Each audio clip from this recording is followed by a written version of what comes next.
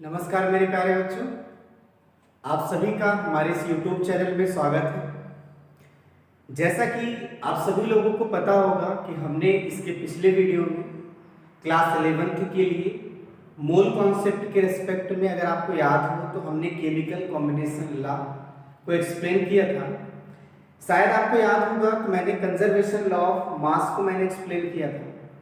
और जो लोग इस चैनल पे पहली बार आए हैं, मेरा बस उनसे यही रिक्वेस्ट है कि आप सबसे पहले क्या करिए, उस वीडियो को जाके देखिए जिसमें मैंने आपको कंजर्वेशन लॉ ऑफ मास को एक्सप्लेन किया है। आप अच्छी तरीके से बातों को समझिएगा जिससे आपके किसी तरह के कोई डाउट ना रहे। आज के इस वीडियो में आप सभी लोगों के लिए हम उसका दूसरा लॉ बताऊंगा जिसका नाम होता है लॉ ऑफ कांस्टेंट प्रोपोर्शन, या हम बोल सकते हैं लॉ ऑफ डेफिनेट प्रोपोर्शन।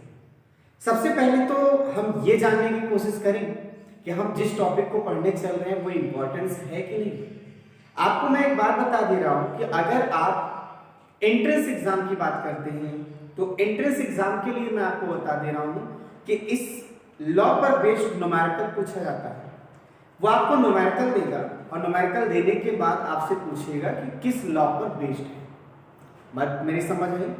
दूसरा मैंने क्वेश्चन और बताया था, जैसे कि अगर आपको याद हो तो ये जो लॉ है साइंटिस्ट प्राउस ने दिया था, तो ऐसा भी क्वेश्चन हो सकता है कि इस लॉ को किस साइंटिस्ट ने दिया था या इस साइंटिस्ट ने किस लॉ को दिया था। और एकेडमिक में अगर हम बात करते हैं, जो आपके हाफ ईयरली या ऐसे एग्जाम होते हैं, तो वहां पर डेफिनेट लॉ या कांस्टेंट प्रोपोर्शन लॉ पेपर में आया करता है। तो कहीं ना कहीं ये इंपॉर्टेंट तो है, इसलिए आप सभी लोग इसको समझिए। और सबसे बड़ी बात ये है कि आपके लिए बड़ा इंपॉर्टेंट है, आपको कुछ ना कुछ जानकारी देने वाला है कि आखिरकार लॉ ऑफ कांस्टेंट प्रोपोर्शन है क्या। आइए हम उसको समझते हैं। मैं आपको एकदम आसान तरीके से समझाऊंगा, एकदम आसान तरीके से, और आपको एक एग्जाम्पल समझाऊंगा हम इनसे रिलेटेड प्रॉब्लम्स को कैसे सॉल्व करेंगे। जैसे पहले तो हम इस लॉ को समझते हैं। हमारा जो चैप्टर है वो चैप्टर है मोल कॉन्सेप्ट। अब अगर हम मोल कॉन्सेप्ट की बात करते हैं तो मोल कॉन्सेप्ट का हम जो लॉ पढ़ने चल रहे हैं वो है लॉ ऑफ कांस्टेंट या फिर डेफिनेट प्रोपोर्शन। ठीक है, इस लॉ को आप पढ़ने चल रहे हैं। अब ये लॉ है क्या, ये क्या बताता है, मैं उस पर एक छोटा सा एग्जांपल से समझा रहा हूं, थोड़ा अच्छे से समझिए। देखिए, अगर इस लॉ के अकॉर्डिंग देखें तो आप सबसे पहले बोल सकते हैं कि इट वाज गिवन बाय एक साइंटिस्ट, आपको याद होगा जिसका नाम क्या है, प्राउस्ट। ये प्राउस्ट ने दिया है और इन्होंने क्या बोला, ध्यान दीजिएगा, it tells us about that, ध्यान दीजिएगा यही लाइन इंपॉर्टेंट है, weight ratio of element in an compound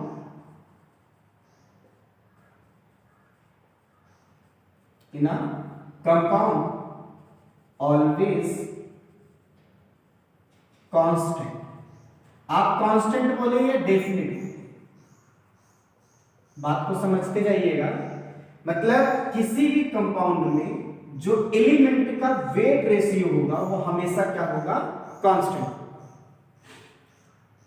आप इसमें बोल सकते हैं एक बात और,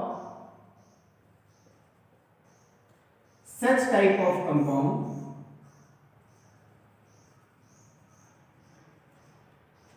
may be many sources। इस तरह के कंपाउंड को बनाने के बहुत सारे सोर्स हो सकते हैं, but ratio will be constant। आप याद रखिएगा रेशियो हमेशा क्या रहेगा, कांस्टेंट रहेगा। मेरे कहने का मतलब क्या है, मैं आपको छोटा सा एग्जांपल दे रहा हूं, उसे आप अच्छे से समझिएगा। जैसे हमारे पास एक कंपाउंड मैंने लिया वाटर, अगर हम इस वाटर की बात करें तो आप बताइए वाटर को कहां से पा सकते हैं? जब बारिश होती है वहां से मिल सकता है। वाटर को अगर आप ध्यान देंगे तो आप कहां से पा सकते हैं? पॉन्ड से पा सकते हैं। वाटर कहां से पा सकते हैं? अर्थ क्रस्ट से पा सकते हैं, पृथ्वी के अंदर से पा सकते हैं। ठीक है, वाटर आप देख लीजिए हैंडपंप से पा सकते हैं।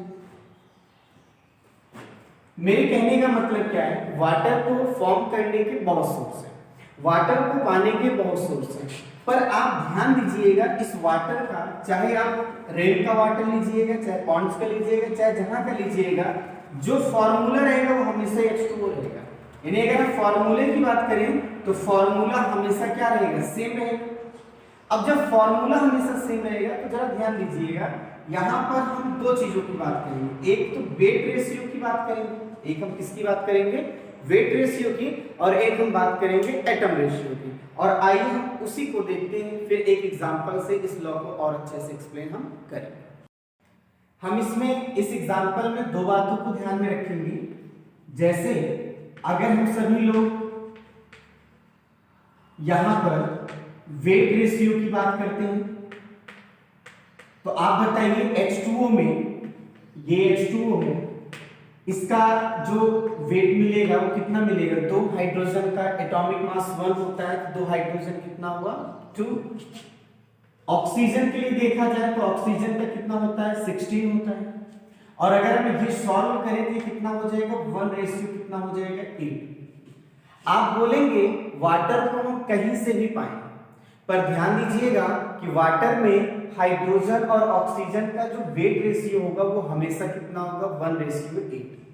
ये लॉ यही समझाना चाहता है, ये लॉ ये बताना चाहता है कि किसी भी कंपाउंड में जो एलिमेंट का वेट रेशियो होता है वो हमेशा क्या रहता है? फिक्स रहता है, वो हमेशा कांस्टेंट रहता है। आप चाहे उस कंपाउंड को चाहे जिस सोर्स से पाए हो, चाहे जिस मेथड से बनाए हो, ये मायने नहीं रखता है। आप बस इतना जानते रहिएगा कि उस कंपाउंड में प्रेजेंट एलिमेंट्स का वेट रेशियो हमेशा क्या रहेगा? कांस्टेंट रहेगा। हम वेट रेशियो के साथ में एक और रेशियो की थोड़ी सी चर्चा करेंगे। जैसे हम बात करेंगे एटॉमिक रेशियो। अगर हम एटॉमिक रेशियो की बात करें तो हाइड्रोजन कितना एटम है? 2। ऑक्सीजन कितना एटम है? 1। तो आप बोल सकते हैं ये भी कि किसी भी कंपाउंड में जो एटम का रेशियो होगा वो हमेशा क्या होगा? कांस्टेंट होगा, वो चाहे जिस मेथड से बनाया गया। जैसे अगर हम वाटर की बात करें तो वाटर चाहे जहां से मिला होगा, लेकिन वाटर में हाइड्रोजन और ऑक्सीजन एटम का रेशियो हमेशा 2 रेशियो कितना होगा? 1 होगा। यही लॉ समझाना चाहता है, यही बात समझाना चाहता है, और इस लॉ को हम सब लोग बड़े प्यार से क्या नाम देते हैं? लॉ ऑफ कांस्टेंट प्रोपोर्शन, या फिर हम नाम देते हैं लॉ ऑफ डेफिनेट प्रोपोर्शन। एक और एग्जांपल देख लीजिए, एग्जांपल नंबर 2 आपको बता रहे हैं। जैसे हमारे पास एक मॉलिक्यूल है या एक कंपाउंड है, कार्बन डाइऑक्साइड। इस कार्बन डाइऑक्साइड को फॉर्म करने के बहुत सोर्सेस हैं। हाँ, तो मैं ये बता रहा था कि जो कार्बन डाइऑक्साइड है इसको फाइंड करने के सोर्सेज बहुत हैं। आप आगे चल के पढ़ेंगे, रिएक्शंस में देखेंगे कि कार्बन डाइऑक्साइड को हम कई तरीके से बना सकते हैं। ठीक है, लेकिन इसमें जो चीज हमेशा रहेगी, आप कार्बन डाइऑक्साइड को चाहे जैसे भी बनाइए, पर कार्बन डाइऑक्साइड का जो फॉर्मूला रहेगा वो हमेशा क्या रहेगा? CO। मतलब फॉर्मूला हमेशा क्या होगा? कांस्टेंट होगा, बदलने वाला नहीं है। दूसरी सबसे बड़ी बात, अगर इसमें हम देखेंगे फॉर्मूले के साथ हम कौन सा रेशियो देखते हैं? 2 चीज, एक वेट रेशियो देखते हैं और एक हम किसका रेशियो देखेंगे? एटम का रेशियो। वो हमेशा क्या रहेगा? कांस्टेंट रहेगा। एटम के रेशियो की बात करें तो कार्बन 1 है, ऑक्सीजन कितना है? 2 है, ये आप बोलेंगे। वेट रेशियो की हम बात करेंगे तो कार्बन का 12 होता है और ऑक्सीजन कितना होता है? 32। यही होगा। आप 4 से डिवाइड कर दीजिए, 3 रेशियो कितना हो जाएगा? 8। तो आप बोल सकते हैं कार्बन डाइऑक्साइड को आप चाहे जिस मेथड से बनाइए, वहां कार्बन और ऑक्सीजन का जो वेट रेशियो होगा वो हमेशा 3 रेशियो कितना होगा? 8 रहेगा। इस तरह से आप कई एग्जांपल ले सकते हैं और उस एग्जांपल की हेल्प से आप इस लॉ को थोड़ा सा समझिए। मैंने आपको क्या बोला है? लॉ ऑफ कांस्टेंट प्रोपोर्शन या डेफिनेट प्रोपोर्शन आपसे क्या कह रहा है? आपसे केवल इतना है कि किसी भी कंपाउंड में जो एलिमेंट्स प्रेजेंट होंगे उनका वेट रेशियो हमेशा क्या रहेगा? फिक्स रहेगा, या उनके एटम रेशियो हमेशा क्या होंगे? फिक्स होंगे। मतलब उनका फॉर्मूला कभी चेंज नहीं होगा, आप चाहे उस कंपाउंड को जिस भी मेथड से बनाइए, क्योंकि मुझे पता है कि एक कंपाउंड को हम कई मेथड से बना सकते हैं। ये बात आप नोट कर लीजिए, ठीक है। अब मैंने आपको जैसे वाटर के एग्जांपल दिए, ये सब चीजें दिया, मैं आपको एक छोटा सा एग्जांपल दे रहा हूं न्यूमेरिकल से, और आप उसको समझिएगा, उससे आपको बड़े अच्छे से समझ में आएगा।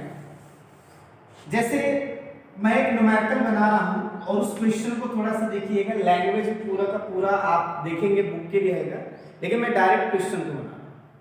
जैसे मान लीजिएगा हमारे पास एक मेटल है मैग्नीशियम, एक मेटल है हमारे पास, क्या है, मैग्नीशियम, और हमने इस मैग्नीशियम का कितना ग्राम लिया है, 18 ग्राम, मैं लिखते भी जा रहा हूं। ये ऑक्सीडाइज्ड हुआ, ऑक्सीडाइज्ड होने के बाद ये अपना ऑक्साइड बनाया, जो इसने अपना ऑक्साइड बनाया वो कितना ग्राम बनाया, 30 ग्राम। अब ध्यान देना, क्वेश्चन आपसे कैसे बोलेगा, क्वेश्चन आपसे कहेगा 18 gram magnesium react with oxygen and produce 30 gram magnesium oxide, इतना होगा। फिर कहेगा and another way 1.5 gram magnesium react with water and produce 2.5 gram magnesium oxide. बात मेरी ध्यान दीजिएगा, इन्हें अगर आपसे कहा जाए कि ये आपको जो मैंने रिएक्शन लिख दिया है, वास्तव में उस क्वेश्चन को ऐसे लिखा जाएगा, मैं क्वेश्चन बोल दे रहा हूं, क्वेश्चन लिखा जाएगा 18 ग्राम मैग्नीशियम रिएक्ट विद किससे, oxygen and produce 30 gram of magnesium oxide, ठीक। And another way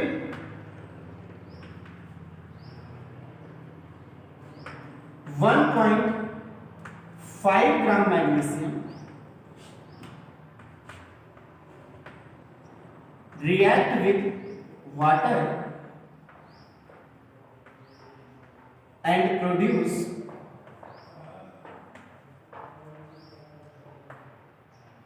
2.5 gram magnesium oxide, ठीक है। आपसे कह रहा है then tells us about that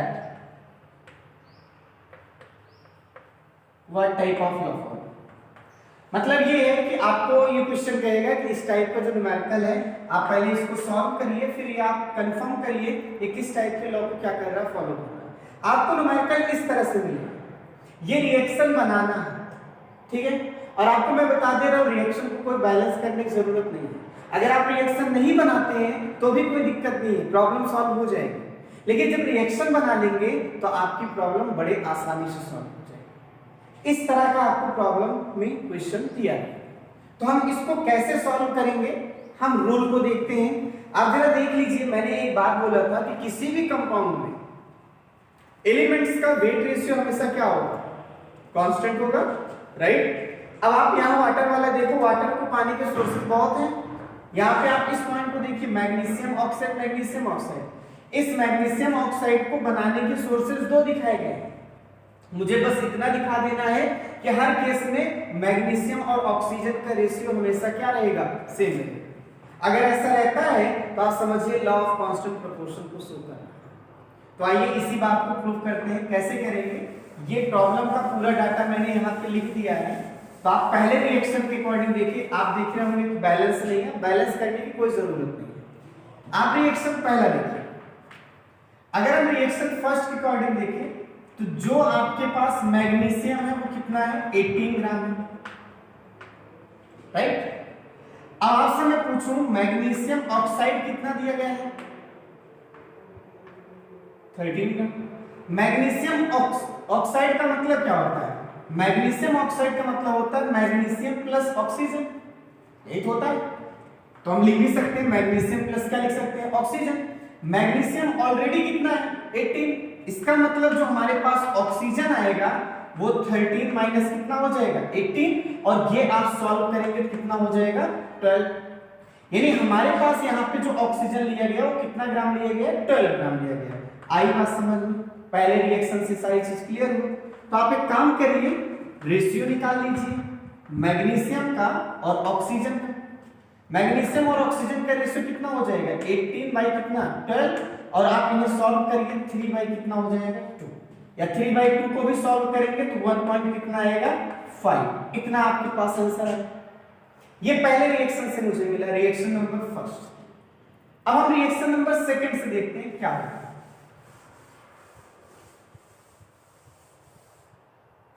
reaction number जो हमारे पास सेकंड है, इससे आप देखिए सेकंड वाले में मैग्नीशियम हमारे पास क्या है 1.5 ग्राम, ठीक है। मैग्नीशियम ऑक्साइड कितना है 2.5 ग्राम। कई लोगों का आंसर आ रहा होगा। ऑक्सीजन कितना हो जाएगा भाई 1 ग्राम, क्यों 2.5 में 1.5 माइनस कर देंगे। अब आप बताइए मैग्नीशियम और ऑक्सीजन का रेशियो कितना होगा। मैग्नीशियम का 1.5, ऑक्सीजन का 1, ऑलरेडी कितना है 1.5 आया नहीं है। ध्यान दीजिएगा पहले वाले रिएक्शन के अकॉर्डिंग भी मैग्नीशियम और ऑक्सीजन का रेशियो 1.5 आ रहा है, और दूसरे में भी 1. क्या आ रहा है 5 आ रहा है।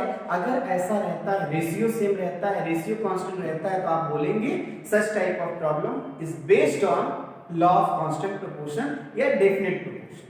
ये मैंने आपको दो एग्जांपल, एक एग्जांपल दिया जिसमें दो रिएक्शंस थे, मैग्नीशियम ऑक्साइड को बनाने के दो सोर्सेस थे।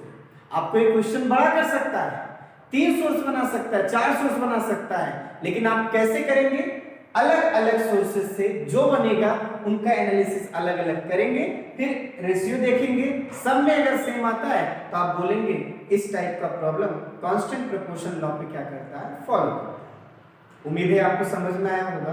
और अभी आपको केवल मैंने बताया है कि law of constant proportion law क्या है, हम इसको कैसे समझेंगे, या इससे रिलेटेड प्रॉब्लम्स को हम कैसे समझेंगे। मैं आपको अब नेक्स्ट वीडियो में इसका अगला लॉ बताऊंगा जिसे हम कहते हैं लॉ ऑफ मल्टीपल प्रोपोर्शन, जो बड़ा ही इंटरेस्टिंग और इंपॉर्टेंट है। आज के लिए बस इतना ही, थैंक यू। खूब अच्छे से पढ़ाई करिए, और सबसे बड़ी बात यह है कि आप वीडियो को जितना ज्यादा से ज्यादा हो सके शेयर करना मत भूलिए, सब्सक्राइब करिए ताकि हम